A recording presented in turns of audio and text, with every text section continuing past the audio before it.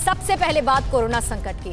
नए केस भले ही काबू में होते हुए नजर आ रहे हैं, लेकिन मौत के आंकड़े देश को क्यों डरा रहे हैं? सीरम इंस्टीट्यूट की ओर से वैक्सीन पर क्या दावा किया गया? कोरोना से जुड़ी खबरों के लिए देखिए टॉप 9 कोरोना से जंग। देश में कोरोना से मौत के भयावह आंकड़े सामने आ रहे हैं। पिछले 24 घंटे में महामारी से रिकॉर्ड 4,525 मरीजों की मौत हो गई। सबसे ज्यादा 1,291 मौतें महाराष्ट्र में हुई, जबकि कर्नाटक में भी 525 लोगों की जिंदगी कोरोना महामारी ने छीन ली। वहीं तमिलनाडु में एक दिन में 364 की जान चली गई। कोरोना के नए केस एक दिन पहले के मुकाबले थोड़े बड़े हैं, लेकिन मामला नियंत्रण में है। 24 घंटे में देश में कुल 2,66,966 नए मामले सामने आए हैं। 3,89,431 लोग एक दिन में रिकवर भी हुए हैं।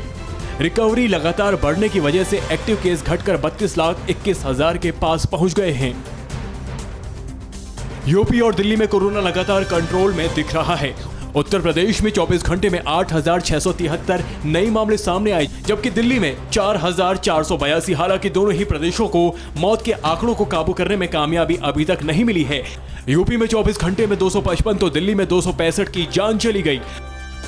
कोरोना के नए मामलों की रफ्तार धीमी पड़ गई है, लेकिन बच्चों के लिए खतरनाक सिंगापुर वेरिएंट की खबर ने चिंता बढ़ा दी है। कोरोना की तीसरी लहर में सिंगापुर वेरिएंट के एक्टिव होने की आशंकाओं ने केंद्र सरकार की टेंशन बढ़ा रखी है।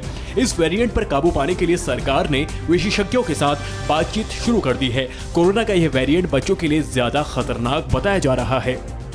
नीति आयोग में स्वास्थ्य संबंधी मामलों के सदस्य वीके पॉल ने कहा है कि 2 से 18 आयु वर्ग के लिए कोवैक्सीन का फेज 2 और 3 का ट्रायल अगले 10 से 12 दिनों में शुरू होगा। पॉल ने कहा है कि drugs control general of India ने इसकी मंजूरी दे दी है। भारत में अभी 18 या उससे ज्यादा उम्र के लोगों को ही वैक्सीन लग रही है। नीति आयोग के सदस्य डॉक्टर वीके पॉल ने कहा है कि सर्वे में यह साफ हुआ है कि बच्चों में भी कोविड-19 का संक्रमण होता है। हालांकि उम्र कम होने पर यह एसिम्प्टोमेटिक होता है। जैसे जैसे उम्र बढ़ती है, संक्रमण के लक्षण दिखते हैं। पॉल ने कहा कि इसके कम चांस है कि बच्चों में यह संक्रमण गंभीर हो। पॉल ने कहा है कि कोवैक्सीन को बच्चों में ट्रायल की परमिशन दी गई है और अगले 10 से 12 दिनों में इस पर काम शुरू हो जाएगा।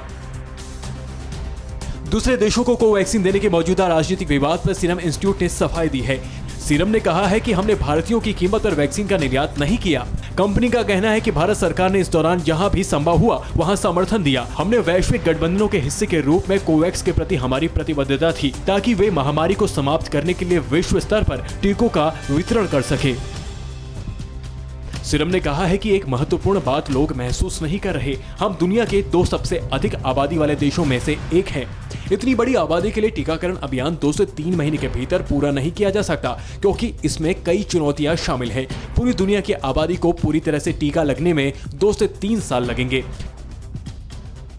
सीरम इंस्टीट्यूट ऑफ इंडिया का कहना है कि उसने 200 मिलियन से अधिक खुराकें वितरित की हैं। कंपनी का कहना है कि यदि हम उत्पादित और वितरित कुल खुराकों को देखें तो हम दुनिया में शीर्ष 3 कोरोना वैक्सीन कंपनियों में शुमार हैं। कंपनियों का कहना है कि देश में टीकाकरण अभियान के लिए कंपनी जो कुछ भी कर सकती है करने के लिए प्रतिबद्ध है।